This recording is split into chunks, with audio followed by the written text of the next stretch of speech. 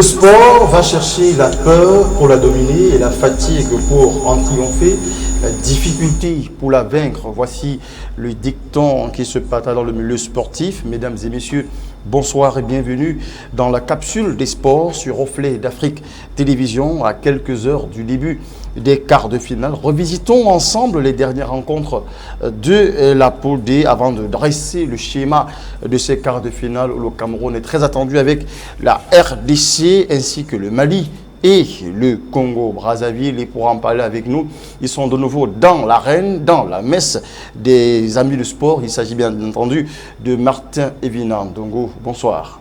Bonsoir Eric. Comment ça va? Ça va bien. On se sent bien dans sa peau? Tout à fait. On n'a pas trop la pression de ce match qui s'annonce, ces carrés de quarts de finale qui s'annoncent? Si. La pression commence à monter dans les différents états-majors. D'accord. Également, on a un autre qui est déjà un habitué de ces studios. Il aime bien parler de sport. Il se sent bien dans sa peau quand on parle de sport. Lui, c'est Savio Ngassa. Bonsoir à nouveau. Bonsoir Eric, bonsoir à tous les téléspectateurs de Reflet d'Afrique et heureux d'être là. Comment on se sent aujourd'hui? On se sent juste tranquille. On va dire, optimiste avant l'échéance de demain. Vous savez que c'est un jour, demain samedi, c'est un jour où le Cameroun va véritablement vibrer parce que la véritable preuve, il faudra la passer demain. Ça sera la RDC. D'accord. En tout cas, on revient avec vous, Martin, en attendant que ça prenne son cours de parce qu'il a fait également beaucoup de sport pour nous rattraper sur ce plateau avec vous. On va commencer par parler de cette rencontre, cette dernière rencontre de la poule D. La Tanzanie et la Guinée-Conakry, la Namibie et la Zambie. Vous avez parlé la dernière fois mercredi comme un prophète ici sur ce plateau que la Tanzanie pourrait tordre le cou à cette Guinée. Et exactement, quand on a regardé le match, on a dû voir une Tanzanie qui avait les pieds à point. Oui, tout à fait. On va dire que ces deux dernières rencontres du groupe D nous ont fait vibrer. C'était des véritables rencontres de football, des rencontres alléchantes. Et on ne s'est pas gêné, on ne s'est pas du tout ennuyé. Principalement la rencontre Guinée-Conakry-Tanzanie. L'écart entre les deux équipes était d'un point. Il fallait donc que la vérité se fasse sur le terrain. Et on a rapidement vu la Guinée-Conakry, je vais arriver, qui est rapidement entrée dans le match et qui a obtenu un penalty dès la 4e minute. On a cru que les jeux étaient pliés, mais on s'est rapidement rendu compte que la Tanzanie est revenue à la charge et n'a pas baissé du tout de rythme, ce qui fait qu'à la 23e minute, on a vu un somptueux but du milieu défensif qui égalise. Qui plante tout le monde avec ce coup de pied, vraiment parti comme une fusée et qui plante le gardien de pied debout. Tout à fait, ce but du milieu défensif, je crois, c'est Kajokoro. Oui. Va entrer dans la longue liste des beaux buts que nous avons durant ce chant. C'est une frappe à essentiellement 35 mètres. 35 mètres de but. Voilà, 35 mètres de goal qui va se loger dans la lucarne.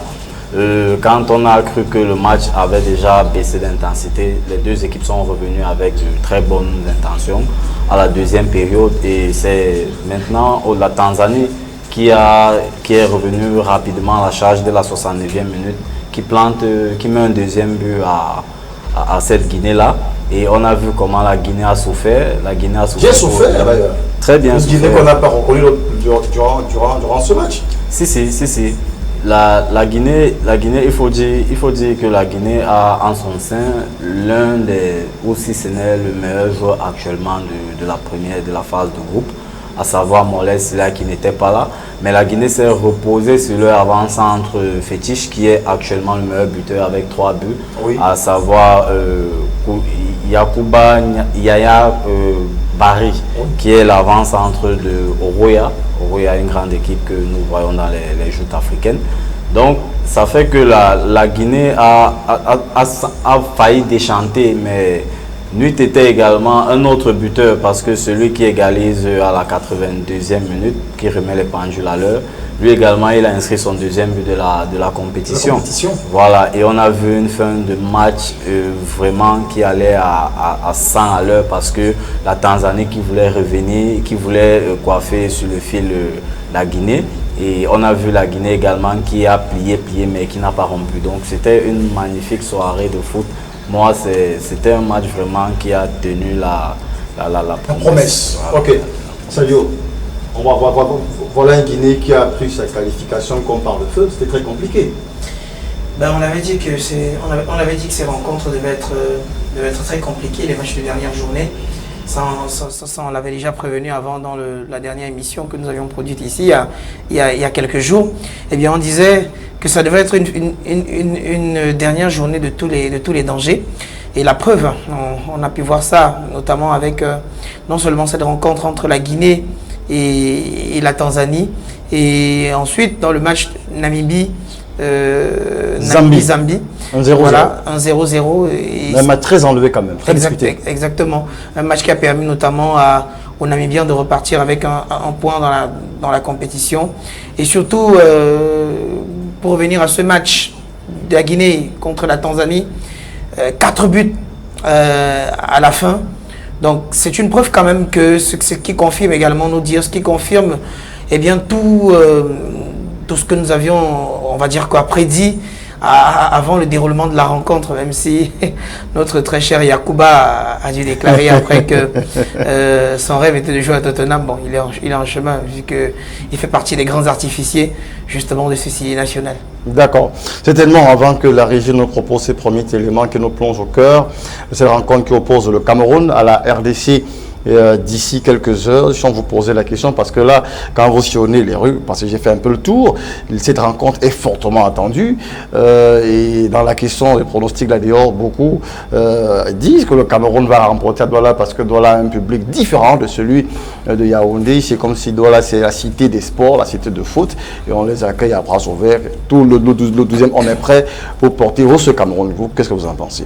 En attendant que la régie nous propose certainement cet élément qui nous plonge au cœur de ce match entre la RDC et le Cameroun en guise de préparation. Oui, on voit la pression qui monte dans les rues de la capitale économique, Douala. On a vu l'engouement et la volonté des Camerounais à se rendre au stade. Je pense même que c'était du jamais vu. Je ne sais pas si pour une compétition de CHAN, on a autant vu un intérêt pour une rencontre. Jusqu'autour de 17h, il y en avait qui se posaient beaucoup de questions au sujet de la disponibilité des tickets. Il y en a même presque plus. Oui, il faut dire que le public de Douala, c'est un public orphelin des Lions indomptables. C'est un public qui est en manque de ces sensations de rencontre du vert au jaune. Je vais même aller un peu plus loin et sortir un peu du cadre du CHAN. Ça fait 2 saisons aujourd'hui, il n'y a pas de championnat à Douala. Les équipes de la ville se déportent du côté de Limbe. Donc vous voyez que le championnat, le CHAN arrive et cette rencontre principalement... Vous trouvez une grande soif. Voilà. Donc il y a de l'envie. Et maintenant, le public de Douala, si vous regardez déjà sur les réseaux sociaux, le public de Yaoundé a dit on a qualifié l'équipe au 2e tour. Voilà, Douala nous amène en demi-finale. Donc c'est pour dire que le peuple est en train de porter cette équipe. Et on sent déjà que demain, ça sera vraiment une rencontre électrique. D'accord. Il ne faudrait pas quand même, Sadio, acquiescer sur des propos, parce qu'il y en a également qui se passent à toi, des propos de menaces. Si vous perdez à Douala, attention, vous n'allez pas rentrer. Non, il ne faudrait pas qu'on tombe justement dans ça. Parce que ça fait beaucoup de pression pour les joueurs quand même.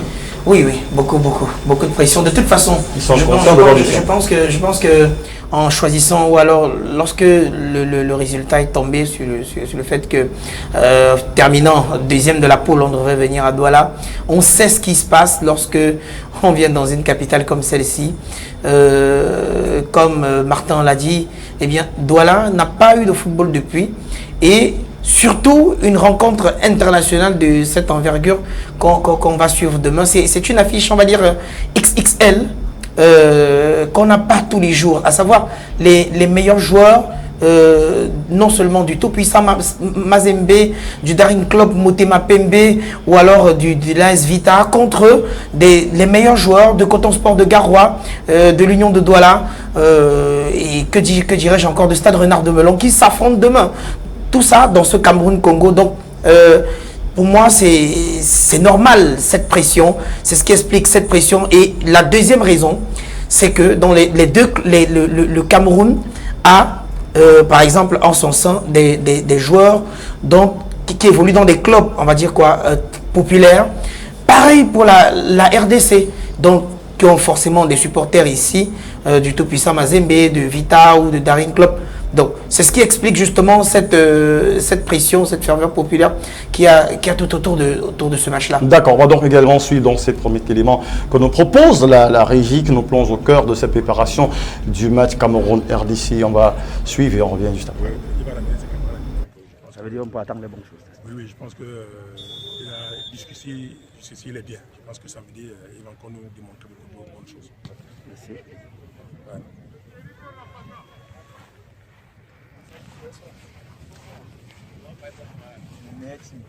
Félix. Comment ça a été ton entraînement aujourd'hui? Ça a été bien. Et voilà, certainement, on va poursuivre dans cette émission. On voit les Lions comme ça qui se ressortent, c'est tellement d'un moment de réchauffage. C'est tellement demain, demain on aura comme ça des Lions en Zambie. On a quand même l'indisponibilité de Serge Andolo quand même dans cette équipe. Est-ce que ce n'est pas un hic, ce n'est pas déjà un point de faiblesse pour cette équipe qui s'apprête à affronter une RDC dont le coach savait déjà être disponible parce que Ibenge annonce son retour? Oui, un joueur comme Serge Andolo, c'est forcément un plus. C'est un joueur expérimenté qui a joué le dernier CHAN. Il est l'un des rescapés de cette cuvée de 2018 avec Banga Bichemi.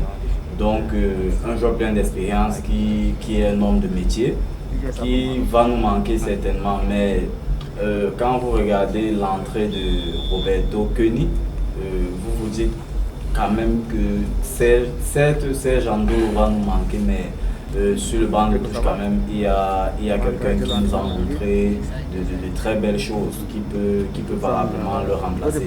Donc moi je ne voudrais pas être alarmiste comme beaucoup qui disent que c'est fini, ça va être mieux que le coach gagnerait à mettre un joueur ou un défenseur de métier sur ce poste un peu plus véloce, parce que Keni, vous allez voir, c'est un petit gabarit, il est très fin techniquement, mais maintenant sur son côté, si on regarde comment je veux dire, les différents classements ou les différents 11 entrants proposés par la RDC, en face de lui, il aura un sacré client, à savoir Chico Chidji qui joue au tout-puissant Mazembe. Oui, qui était d'ailleurs en conférence de presse avec Florent Ibenge aujourd'hui. Voilà, vous voyez que c'est un joueur plein d'expérience. Et dans ce genre de rencontre, il y a le vécu qui compte. Sans vouloir sous-estimer ou d'évaluer notre joueur, puisque c'est un Camerounais et il nous a valablement montré qu'il peut tenir. Mais je dirais que la présence ou l'absence de Serge Andolo à ce moment présent je sais elle sera compensée. D'accord. Et on peut déjà apercevoir également ces joueurs de la RDC qui sont très concentrés, qui attendent de pied ferme Savio, un Cameroun qui veut conserver le titre chez lui. Et Ibenge a dit, on va certainement discuter cette rencontre contre le pays organisateur, mais nous on va rentrer avec la coupe. Oui.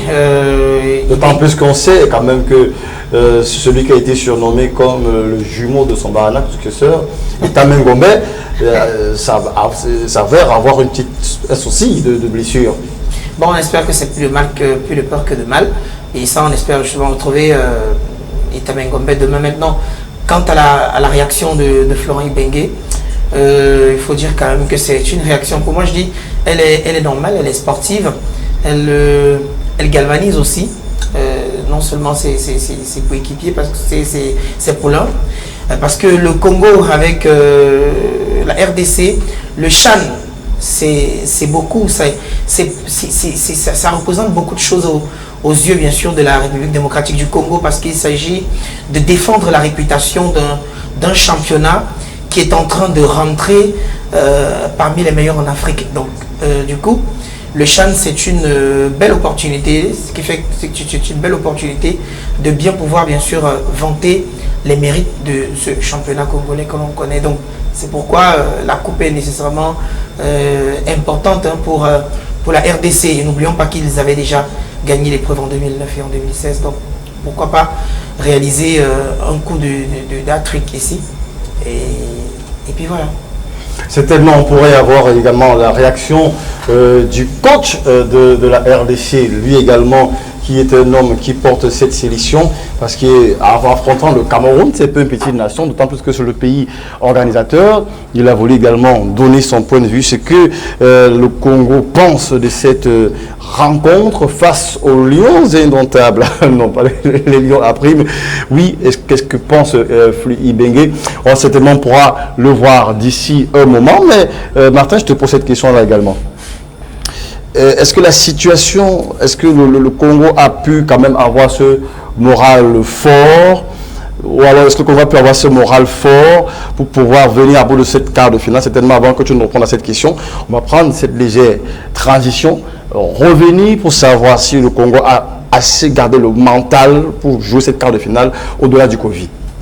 En termes de revanche, je suis d'ailleurs très content de retrouver Martin demain. On était dans le même hôtel au Rwanda. Non, on a perdu, il n'y a rien à dire face au Cameroun en 2016. Maintenant, on est en 2021. On n'a absolument rien contre le Cameroun. Je vous ai dit, je suis très content de retrouver Martin et tous les autres. Donc ça reste du football. Pendant 90 minutes, vous faites tout le nécessaire pour gagner. Et avant et après, il n'y a pas de souci. Mais il n'y a pas de sentiment de revanche par rapport à ce match-là. Il y a un nouveau match avec des nouveaux effectifs. La seule chose qui ne change pas, ce sont les deux entraîneurs. Et puis après, on essaie de faire le meilleur résultat possible. Demain, pendant 90 minutes, on va être voire 120. Et la séance de tir au but, on va être adversaire acharné. Mais là maintenant, et après le match, on sera frères, tout simplement. Merci pour les souhaits, enfin, mon retour. Non, on aime ça. On aime jouer devant du public. On a été privé depuis longtemps. Maintenant, il y aura du monde au stade. J'ai toujours dit, il vaut mieux jouer avec beaucoup de monde, même si le public est hostile. Donc on fait un petit peu ce métier pour ça. Donc demain, ça va être une chose très belle pour nous, parce que ça fait longtemps qu'on a été privé de ça. Et puis c'est l'occasion pour nous d'être à la hauteur de tout ce monde qui va venir nous voir et des 27 millions de Camerounais. Et certainement, avant de rentrer dans le commentaire de cette réaction de Florent Ibenge, on s'apprête d'ici peu à aller au studio de prendre le journal langue anglaise avec Promai Fossou. Mais je sais, Martin, qu'après avoir regardé Florent Ibenge, tu as déjà les mots à la bouche, n'est-ce pas? Tout à fait. Lesquels, par exemple? Que le coach Florent Ibenge est serein, il est confiant. Quand vous le voyez, vous sentez qu'il a hâte d'arriver à demain 20h. Ok. Est-ce qu'on a l'impression que là, la Covid a créé une grosse panique dans la tanière des gars de la RDC, ou cette fois-ci, ressorti de là, on n'est plus galvanisé pour ce match de quart de finale? Ouais, je penche pour la deuxième idée. Savoir qu'ils sont galvanisés, bien sûr, pour affronter le Cameroun, et plus motivés que jamais. Surtout qu'ils vont récupérer, non pas seulement Florent Ibenge, mais on va récupérer également Leima Tampi, le gardien titulaire, et également le deuxième gardien, Guy-Serge Nkoumi, et également Doxa Kikanji qui seront de la partie également. Certainement, on va donc se déporter vers le studio 2 pour prendre les nouvelles en langue anglaise d'une minute à l'autre. Question de savoir ce qui s'est passé au Cameroun, ce qui s'est passé dans le reste du continent africain et même dans le monde entier. On se souvient encore de cette hécatombe qui a prévalu dans la falaise de Santiou et de ce milieu le milieu éducatif dans lequel on parle de violence scolaire qui perdure avec ce drame qui a prévalu du côté du lycée de la Cité des Palmes. Mais certainement, avec Promise Forceau, on vient avec des nouvelles fraîches d'ici et d'ailleurs. C'est tout de suite.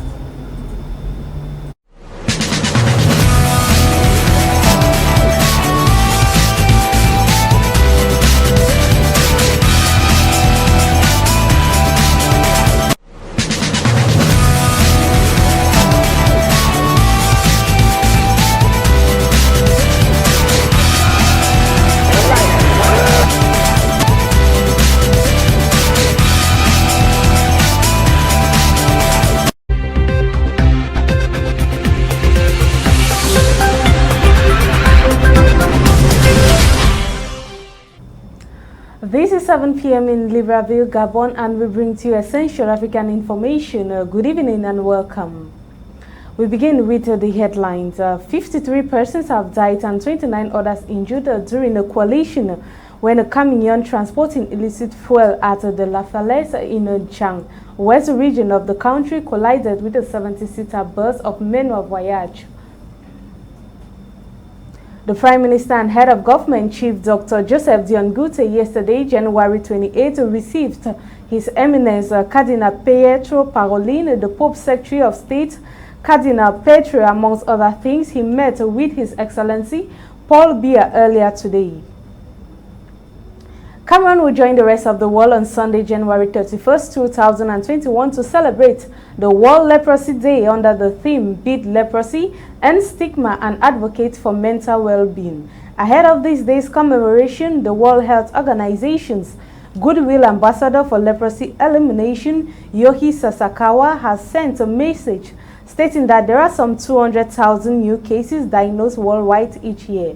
Ladies and gentlemen, this is all for the headlines. Stay tuned as we bring the details of these stories and more.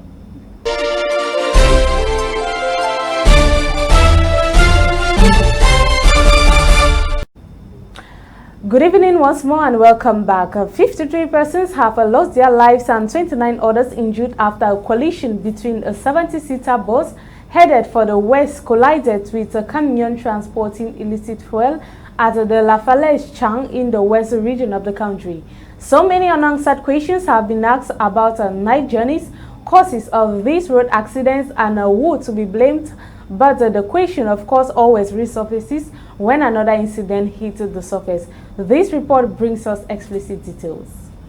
Exactly a month after a tragic accident at Dondikinimiki in the West region, which stole life from 39 people, another fatal incident has touched the hearts of sympathizers still in the West region on January 27, 2021. This time involving a fuel transporting vehicle which is said to have had braking fault and probably lighting fault. Sympathizers have been questioning how this vehicle coming from the Northwest region was able to pass through all the various check stops on the road even when it was transporting illicit fuel. Though it was difficult for the moment to determine who was at fault, blames have been laid on the bad and narrow nature of the road, not leaving out the authorities who are not playing their role. Reckless driving and the non-respect of basic road and driving signs have also been blamed on drivers. Many have been warned against night travels as most drivers have been noted to be exhausted during this time, but what should be done to stop this? With 53 deaths and 29 injured in this accident that involved a 70-seater bus and a camion which has barely 4 seats, we have a total of 82 victims, stating an overload of the bus, which is a common practice in most agencies. While noting that many of such fatal accidents are mostly at night, day journeys also do not go unblamed. Is the blame on drivers or the nature of the road? This is the question that many are asking, but the answer is yet to come. Road users in Cameroon have been called upon to take strict measures as concerns night journey, while the government has for the moment suspended the agency, just as the case with the interurban transport company Avenue Voyage, which was the author of the Ndikinimiki history. But what next? Will blaming this agency stop the life loss? Will another agency be banned again just after it kills another set of people? Travelers are waiting for something to be done, something that they do not know but wish the authorities take the move. After the incident, condolence messages came from the head of state, sympathizers and other authorities.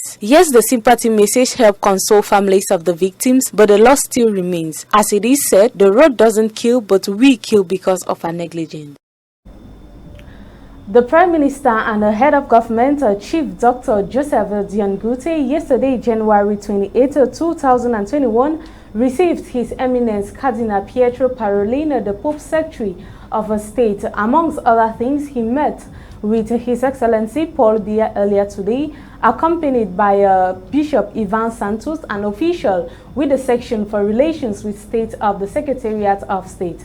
According to the Vatican, the visit is meant to show once more again in the context of the current humanitarian emergency caused by the pandemic, the attention of the Church and Pope Francis for the African continent, a land rich in humanity but marked by great suffering. It is also intended as a concrete sign of a common supportive and of course inclusive commitment to protecting and promoting the dignity and the good of all, a willingness to show care and a compassion, to work for reconciliation and a healing, and to advance a mutual respect and acceptance. The Pope called for this expression of concern in his message for the 54th World Youth Day, that's a World Day of Peace, celebrated on the 1st of January 2021, which was entitled A Culture of Care as a Path to Peace. Cameroon will join the rest of the world on a Sunday, January 31st, 2021 to celebrate the World Leprosy Day under the theme, Beat Leprosy, End Stigma and Advocate for Mental Well-Being. Ahead of this day's commemoration, the World Health Organization Goodwill Ambassador for Leprosy Elimination, Yohei Sasawaka, has sent a message stating that there are some 200,000 new cases diagnosed worldwide each year. Details in this report.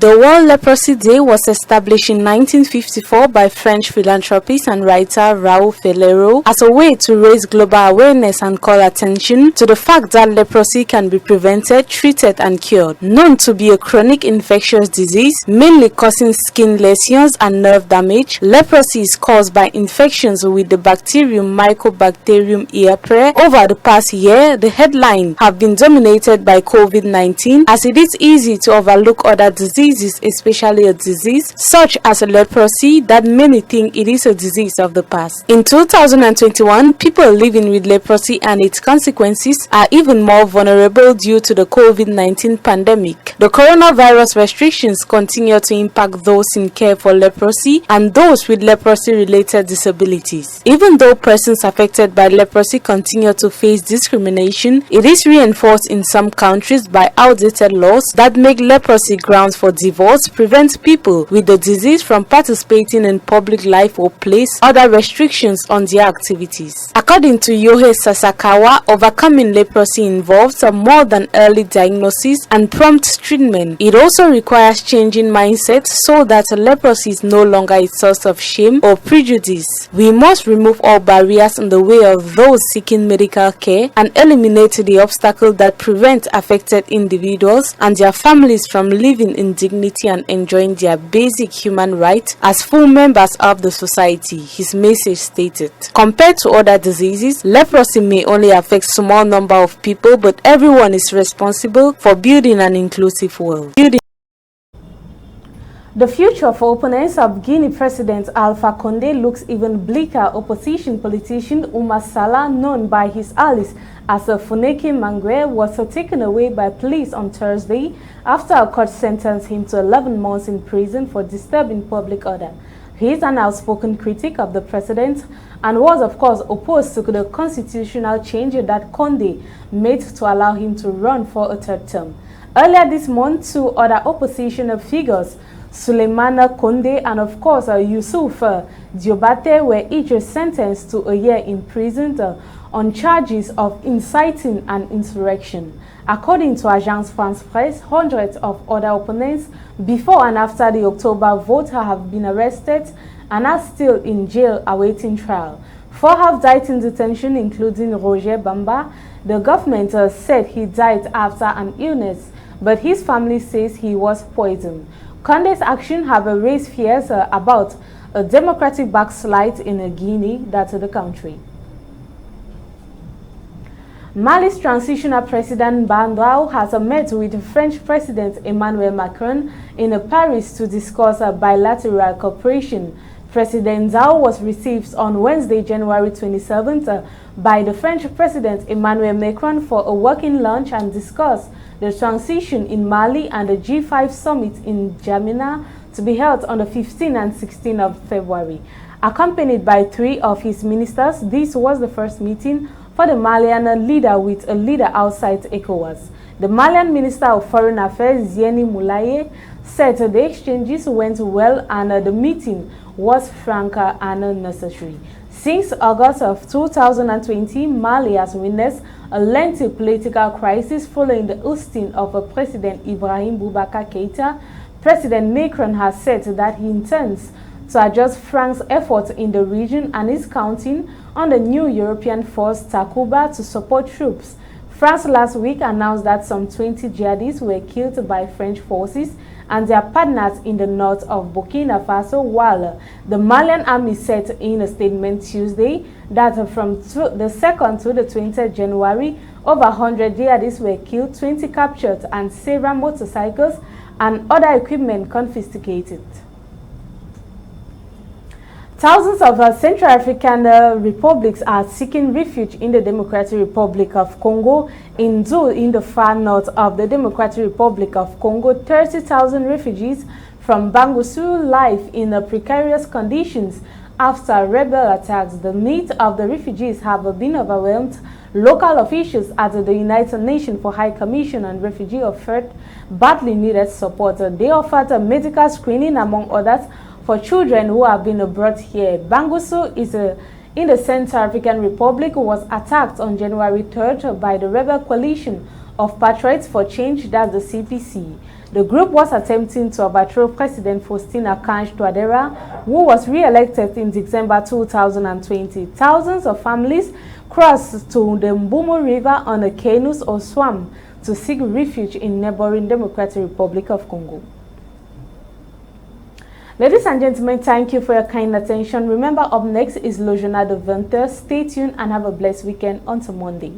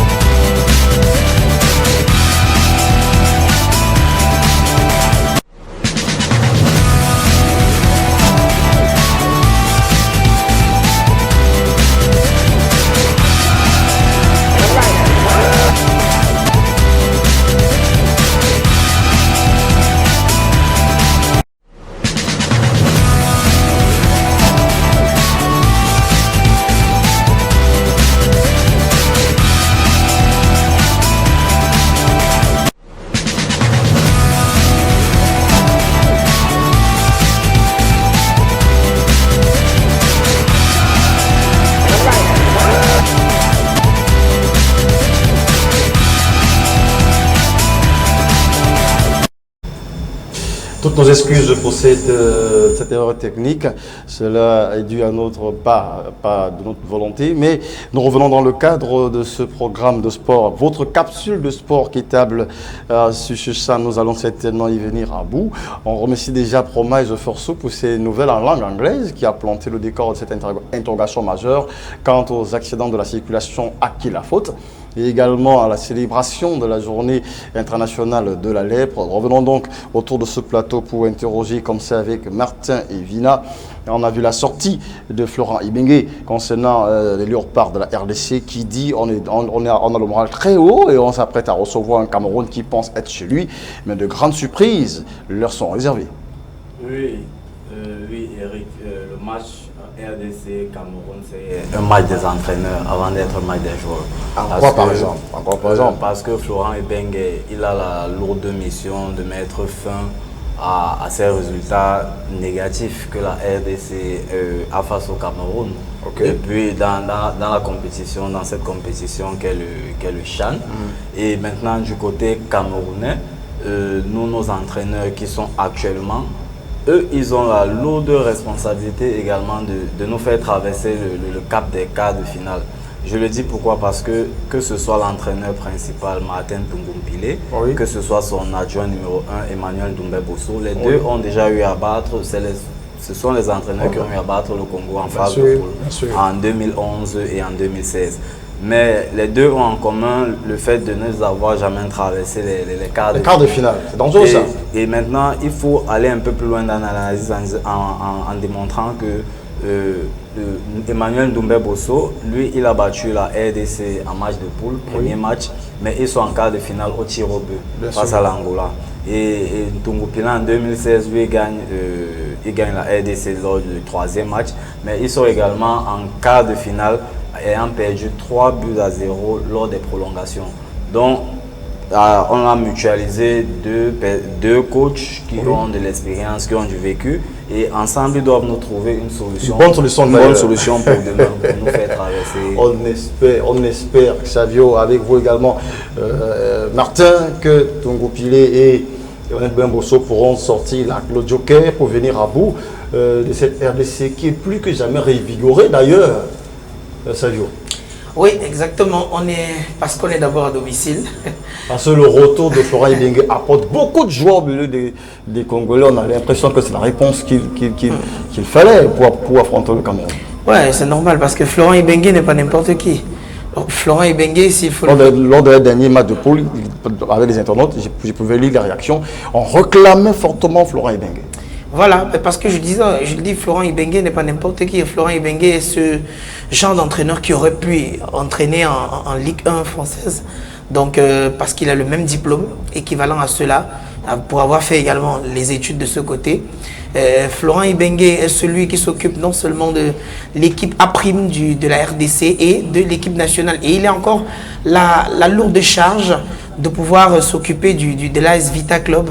Donc, c'est pour dire que c'est quelqu'un qui a de la expérimenté. Voilà, qui a de la bouteille, comme on dit, qui sait, qui maîtrise de plein pied cette équipe de la République démocratique. D'accord. Et quand Tungupile dit, par exemple, qu'il considère l'équipe du Cameroun comme les soldats anti sur tout ce qui bouge, est-ce que c'est important de le dire? Oui, c'est normal cette attitude. Dans sa sortie de presse, il a dit que nous considérons comme l'armée anti sur tout ce qui bouge. Oui, ce qui veut dire qu'ils ne vont pas hésiter à faire des actions quand ça se présentera. Donc, ils vont aller jouer sans, s'il faut interpréter ça, jouer sans paniquer et surtout tenter de faire des coups de maître. La question se pose donc, est-ce que l'attaque du Cameroun a été revue? Vous pensez qu'on peut faire confiance à cette équipe qui va affronter le RDC demain? Parce que de bout en bout, on s'est rendu compte que le Cameroun a une charnière défensive aguerrie, mais une charnière offensive qui est encore belliqueuse. C'était justement là la dernière fois. Est-ce que là, on est sûr quand même que là, avec une RDC qui a les jambes en poing, qui rêve, qui voit grand, qui sont à quelques pas de la demi-finale de la finale, on pourra se séparer d'eux et soulever le trophée? C'est vrai que ça va être très compliqué, mais je pense qu'il va falloir aller chercher dans les tripes pour aller chercher la victoire demain. Et ça passe bien sûr par la réussite de nos attaquants. En fait, Martin, la dernière fois, tu nous l'as dit, où sont ses attaquants? Ça passe ou ça casse demain? Parce qu'il faut savoir, parce qu'on a un Mali-Congo qui est un match, mais le Mali paraît être favori. Mais dans le match Cameroun-RDC, où sont les attaquants ou l'attaquant qui pourra en découdre avec ces léopards? Demain, je pense que le coach doit jeter... Parce que dans sa sortie de presse, il n'a pas révélé des attaquants de poing. Il garde sa secret. Oui, il garde sa secret, c'est de bonne guerre. Il ne faut pas dévoiler à l'adversaire. L'adversaire ne doit pas se préparer. Notre plan doit être un plan secret. Et c'est normal, nous sommes en guerre, le coach même l'a dit, vous êtes des militaires, on ne peut pas donner notre plan de bataille.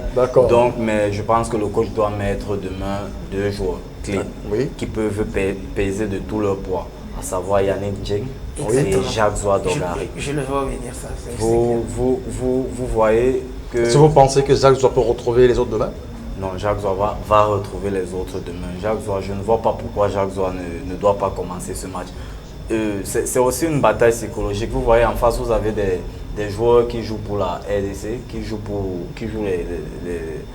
comment je veux dire ça, à un niveau très élevé lors des coupes africaines. D'accord. Sergio parlait par exemple du V-Club. On connaît ce que le V-Club fait, le Daring Club est constant et le tout-puissant Mazembe qu'on ne présente plus. Vous avez donc en face des joueurs qui ont l'habitude de regarder ces gars à la télé et demain vous allez être là. Il faudrait aussi que de notre côté, on ait des joueurs qui peuvent peser. Voilà, qui peuvent peser et qui peuvent influencer l'adversaire. Quand vous avez un champion d'Afrique comme Jacques Zoua, ce n'est pas n'importe qui. Yannick Ndiaye a gagné la Champions League africaine avec Espérance de Tunis, ce n'est pas n'importe qui. Donc demain, il nous faut tous nos soldats et la meilleure attaque possible pour moi, c'est de faire vraiment jouer, de trouver la stratégie pour faire jouer Jacques Zoua Dogari et Yannick Ndiaye, tout en gardant un équilibre d'équipe. Parce que les analystes et les observateurs disaient que les deux ne peuvent pas jouer ensemble parce que c'est deux avant-centres de grands gabarits qui ne font pas trop les efforts défensifs. Oui. Mais si le coach si les deux coachs qui ont déjà perdu en quart de finale nous réfléchissent pour trouver la solution, ils vont trouver qui mettre où pour assurer un équilibre de l'équipe. Avant de revenir sur le match Mali-Congo, c'est pour dire que le match de Cameroun-RDC, c'est le match que se jouent les côtes. La solution est dans le cerveau, l'esprit de Tongo Pile. Exactement. Et Doué Bosso. Oui, c'est à eux justement de trouver la clé pour nous permettre de résoudre cette équation. Cette équation difficile. Cette équation difficile et... À une inconnue. À une inconnue. Vous savez, c'est inconnu, c'est le but. C'est le but. Voilà, donc demain, c'est ce qu'on attend. Parce que Florent Benguel a dit, peut-être on va jouer 90 minutes, peut-être on va jouer 120. Mais j'imagine que tous les Camerounais, ceux qui nous regardent à la maison, vont dire non, c'est mieux de jouer 90 minutes. Et ça passe bien sûr par la rapidité et la lucidité bien sûr de nos attaquants. Je ne sais pas quel duo, quelle attaque notre sélectionneur, le sélectionneur du Cameroun, Martin Tongo Pile, va aligner demain. Mais moi, je vais pencher comme Martin, en disant que je pense que les deux personnes qu'on attendait, Jacques Zoua et Yannick Ndiaye, pourront jouer ce match demain. D'accord, en tout cas, ça passe ou ça casse, demain ça passera forcément pour défense. Ok, on va donc parler de cette autre rencontre, Mali-Congo-Brazza. Le Congo qui a réussi à chipper sa qualification vers ses quarts de finale, trouve un Mali qui est en forme et en jambes depuis le début de la compétition. Est-ce que le Congo, ça va déjà perdre d'office? Si vous reprenez votre question, je vous prie. Est-ce que le Congo, ça va perdre d'office, Congo-Brazza contre le Mali à 17h? Non, je ne dirais pas comme ça. Je pourrais pas. Le Mali, depuis le début de la compétition, s'affirme, se réaffirme, se confirme. Bon, justement, mais je dirais que je ne parlerai pas comme ça parce que le Congo, certes, peut nous sortir. Moi, je crois que cette équipe peut nous sortir le grand jeu demain. Je le disais encore la dernière fois. Le Congo peut nous sortir le grand jeu demain contre une équipe malienne qui, il faut le reconnaître, a beaucoup donné lors de la première partie, lors du premier tour. Et j'ai peur quand même que cette équipe des Maliens puisse un peu laisser des plumes. Pourquoi pas? Pourquoi ils devraient laisser des plumes? Ben parce qu'ils ont tellement appuyé sur l'accélérateur lors de la première du premier tour de cette compétition. Oui. Et au point où les équipes, on a souvent vu ça en compétition, les équipes qui ont du mal à s'en sortir, et quand ils réussissent à voir la lumière du jour, ils deviennent unstoppable. Okay. Et c'est ce que je crois vraiment pour le Congo-Brazzaville, que ça puisse arriver. Est-ce que le carburant est monté pour ce Congo de se relancer alors? Ils vont tomber dans l'épouvante de croiser Mali qui est vraiment dans sa compétition depuis le début, ne recule devant rien, où il faudrait faire attention parce que le Congo pourrait se prendre quelques heures. Oui, c'est un match qui sera très disputé. Ou on repart à zéro carrément. Les compteurs sont à zéro. À ce stade de la compétition, on remet les bases en place. Je m'explique. Le Mali, lors de la phase de poule, a beaucoup donné physiquement, mais c'est une équipe qui a montré une très grande solidité défensive, comme le Cameroun, parce que le Mali a encaissé un seul but. Et quand vous regardez les buteurs maliens, vous vous rendez compte que ils ont les deux latéraux qui ont marqué chacun un but, oui. Notamment l'excellent coup franc qui nous marque face au Cameroun. Vous allez voir qu'il y a un milieu de terrain qui a marqué un avançant. Donc le Mali, c'est une équipe complète. Mais maintenant, en face, le Congo, leur qualification au un peu comme à l'arraché. Voilà, à l'arraché, peut servir d'élément catalyseur pour fédérer toutes les énergies et aller comme ça créer entre guillemets la surprise parce que les bookmakers voient le Mali passer. Et il faut également dire que le Congo peut s'appuyer sur un élément, c'est-à-dire en 2018, ils sortent en quart de finale face à la Libye. Donc les quarts de finale pour eux, c'est leur barème. Eux également, ils veulent briser, ils veulent également briser le mythe. Voilà, briser ce mythe et voir ce qu'il y a en demi-finale lors du Chandon. Qu'est-ce qu'il faudrait donc que les Congolais fassent face à ce Mali pour pouvoir briser la tradition et se hisser en demi-finale? Non. Comment il faudrait qu'ils abordent cette compétition? L'équipe du Mali que nous avons vue, pour résister à cette équipe du Mali, il ne faut pas venir les regarder jouer. Si vous commettez cette erreur-là de laisser la possession ou le ballon au Mali, ils savent utiliser le ballon, parce que quand vous regardez un peu le déploiement, ils attaquent aussi bien sur les côtés qu'à l'axe. Voilà, ils n'ont pas peur d'utiliser les latéraux n'ont pas peur de faire des dédoublements, de faire des montées incessantes. Donc pour moi, je dirais le Congo ne doit pas respecter le Mali, qu'ils doivent partir sur, ils doivent regarder le Mali de manière frontale et aller se jeter à la bataille dès l'entame du match. Moi, c'est la seule solution. De tout donner pour ne pas avoir de regrets à la fin. De toute façon, oui, c'est un quart de finale. Et quand on parle de quart de finale, c'est un match éliminatoire direct. Donc de toute façon, les deux équipes vont devoir employer de la force pour pouvoir passer. Donc, mais très souvent, ça vient sur pour noter que je relance, très souvent on a vu des équipes qui se jettent comme ça à l'eau. Et lors de notre dernière production de cette émission le mercredi, vous êtes revenu sur le fait que même si une équipe développe un système de jeu, mais très souvent elle est rattrapée par son système habituel, vu l'évolution de la partie. Est-ce que quelque part, si le Congo se jette à l'eau, est-ce qu'il ne pourrait pas se faire surprendre par la pression au moment de garder le même système pendant la rencontre? Et garder le même système pendant la rencontre, je veux bien comprendre. Sauf qu'on ne joue pas, un quart de finale tous les samedis. Donc voilà, on ne joue pas un quart de finale tous les samedis et sur quoi du championnat d'Afrique des Nations. Et toutes les années d'ailleurs. Voilà, on sait que c'est chaque 2 ans. Voilà. Donc du coup, je me dis pour cette équipe du Congo-Brazzaville, cette équipe-là gagnerait bien sûr pour moi, pour les deux équipes. Nous en tant que journalistes ou alors supporters, tout ce que nous on veut savoir pour notre argent, à savoir le spectacle. Donc si cela peut, s'ils peuvent... Oui, et ça c'est la relève d'ailleurs de Martin lors de la rencontre entre le Cameroun, lors du match de Paul le Zimbabwe. Est-ce que vous pensez qu'ici on aura quand même ce beau dans ce match Mali-Congo-Brazza? Est-ce qu'on aura de la technicité? Ah oui, je crois qu'il y en aura. De la part de qui? Oh, oui, il y en aura. Surtout côté congolais. Côté congolais. Je pense que techniquement les Congolais de Brazzaville n'ont pas encore véritablement sorti démontré. Le grand jeu. Oui, c'est vrai, certes contre peut-être la République démocratique du Congo, et on sait que les derbys du fleuve, c'est souvent comme ça, et les derbys se gagnent malheureusement, ils ont perdu, mais on a vu quand même ce que cette équipe est capable de faire quand elle est en difficulté. Donc, j'ose croire qu'on va repartir sur la même base que, comme on a abordé le match contre la République démocratique du Congo dans le derby congolais. J'ose croire que les Congolais vont bien sûr jouer de manière efficace et surtout ils ne vont pas hésiter à se lancer. Restons dans le match Mali-Congo, oui, avec vous, Martin. Je voulais ajouter un dernier élément à ce que Sévio disait. Oui. Le Congo à la base c'est du football technique, c'est un football vraiment alléchant qu'il joue.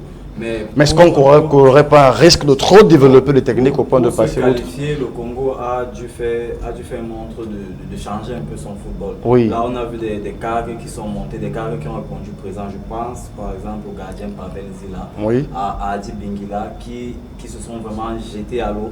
Je pense également comme ça au défenseur Rosanne. Vous avez vu ses interventions, on avait l'impression de voir comment on appelle côté Camerounais, un état Mengombe. Oui. Il allait vraiment au charbon. Donc s'ils viennent avec le même état d'esprit de conquérant, d'aller vraiment chercher cette qualification, je pense que ça peut être une clé pour... Qu'est-ce qu'il faudrait... Sauf que la différence maintenant dans ce quart de finale, c'est qu'il y aura la VAR. Oui. Et quand il y a exactement là. Et quand il y a la VAR, il ne faut pas faire de faute. Je crois que côté défensivement, on va essayer d'être un peu prudent. Oui. Voilà. Donc surtout que quand il y a la VAR, on sait qu'on peut faire des replays à chaque moment. Donc voilà. Parce qu'exactement, est-ce que la VAR ici interpelle uniquement les défenseurs à ne pas faire trop d'erreurs? Lors des matchs de poule, on a eu des arbitres un peu fair-play, un peu tolérant? Parce qu'avec au quart de finale de la VAR, on doit faire attention. Surtout côté défensif. Oui, côté défensif comme côté offensif, parce que avec la VAR, on a tous vu, il y a un avant-centre qui peut croire qu'il est hors jeu, oui. Il ne la met pas au fond, et quand on regarde la VAR, on se rend compte par exemple que c'est but. Effectivement qu'il pouvait la mettre. Donc c'est de la vigilance à tous les niveaux. Vous avez des joueurs qui font des petites tricheries, qui crachent sur les adversaires. Bon, c'est pas encore le cas avec la bien sûr. Mais des petits coups, des petites crocs en jambes et tout. Oui, tout ça compte. Même ces bousculades là lors des coups de pied arrêtés, notamment les coups de pied de coin comme les corners. Oui. Vous voyez, il y a souvent beaucoup.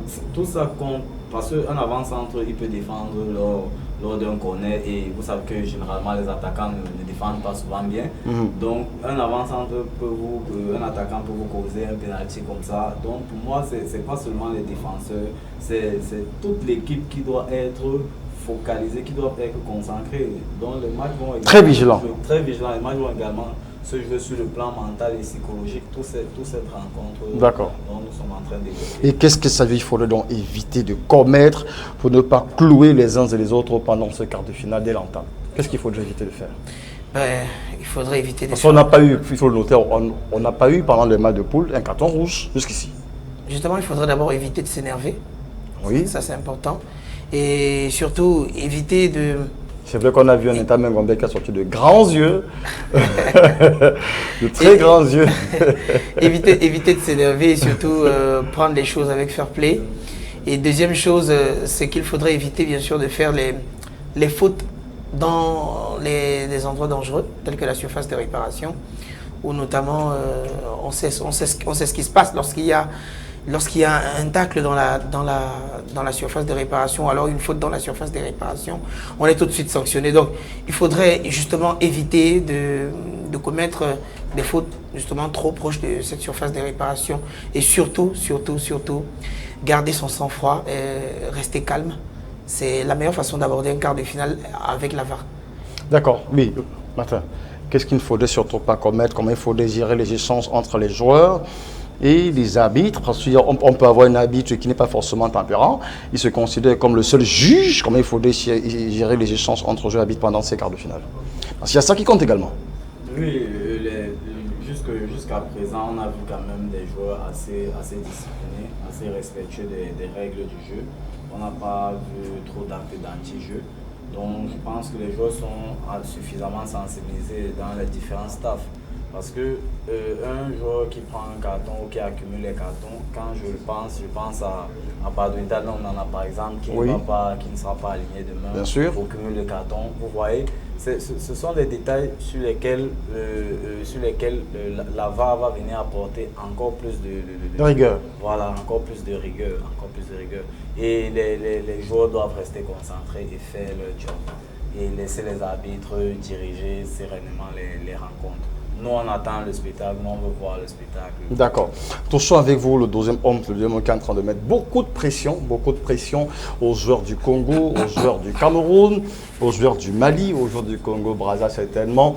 Touchons le deuxième homme qui d'ailleurs profère des paroles un peu violentes, d'autant plus que nous sommes dans un moment où on combat la violence. On a suivi tout à l'heure le journal en langue anglaise avec Promai Forso, où il y avait un émissaire des catholiques, un cardinal qui est venu au Cameroun pour promouvoir la paix.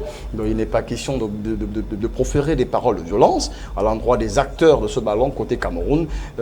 Quant à une victoire ou une défaite, alors il faut donc qu'est-ce qu'il faut dire au 12e homme? Comment il faudrait qu'il se prépare à aborder cette rencontre-là? On va dire au 12e homme de venir supporter et célébrer d'abord la fête du football, la fête de la jeunesse, ce sont des jeunes. Oui. Et de venir avec un esprit très fair-play. Parce qu'après tout, c'est un jeu, c'est une rencontre de foot. D'accord. Donc, ce qui est sûr lors des matchs à élimination directe, on appelle ça de manière triviale un but sort. Donc, c'est où ça passe ou ça casse. Voilà. Demain, il y aura un vainqueur et un vaincu. Donc, de toute façon, le Cameroun, on aura mal si on perd. C'est une éventualité que je ne veux même pas envisager. Mais si on gagne, oui, si on gagne, on doit célébrer et reconnaître que la. Encore qu'il faudrait encore revoir la manière de célébrer, parce que des fois on célèbre et puis on se retrouve. Oui, Sabio, rapidement, qu'est-ce qu'on peut dire au deuxième homme pour éviter les casses et les couacs au terme de cette rencontre-là, Je vais d'abord pour moi interpeller la sécurité de demain. Oui.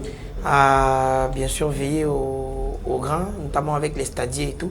Donc, parce que le public qui y aura demain, c'est un public de passionnés. Je vous fais une petite blague parce que j'ai causé avec Wifid et dans les coulisses, il disait ceux qui ont des AVC se proscrivent d'aller au stade. Exactement. Oui, sérieux. C'est un match de passionnés, c'est un match de deux pays qui aiment tellement le football et surtout quand il s'agit du foot local comme ça. Tu sais, vous savez, au Cameroun, on a été privé surtout Douala, privé des grandes affiches de telle envergure. Et pour une fois que l'on peut retrouver ce genre d'affiches, Douala aura envie de démontrer, mais seulement il faudrait que ça se fasse vraiment dans un cadre de fair play, qu'on vienne pour accepter soit la défaite ou la victoire, afin que l'on puisse préserver, parce qu'il y a aussi de ça, l'image de notre pays. D'accord, merci beaucoup Sabio d'avoir répondu à ce rendez-vous. Certainement on va se retrouver lundi pour avoir le résultat de ce week-end de quart de finale. En tout cas, on ne croise pas les doigts, on laisse le soin au terrain de donner son propre jugement dans ces rencontres RDC Cameroun, Mali Congo. Merci également Martin d'avoir choisi vous livrer à ce jeu encore ce soir. Merci pour votre contribution. C'est moi qui vous remercie. Et voilà, et merci à vous également à la maison d'avoir choisi de nous regarder sur Reflet d'Afrique Télévision. Ne décrochez surtout pas parce que le week-end, ça va être très intéressant sur la meilleure des télé africaine. Portez-vous bien, restez connectés.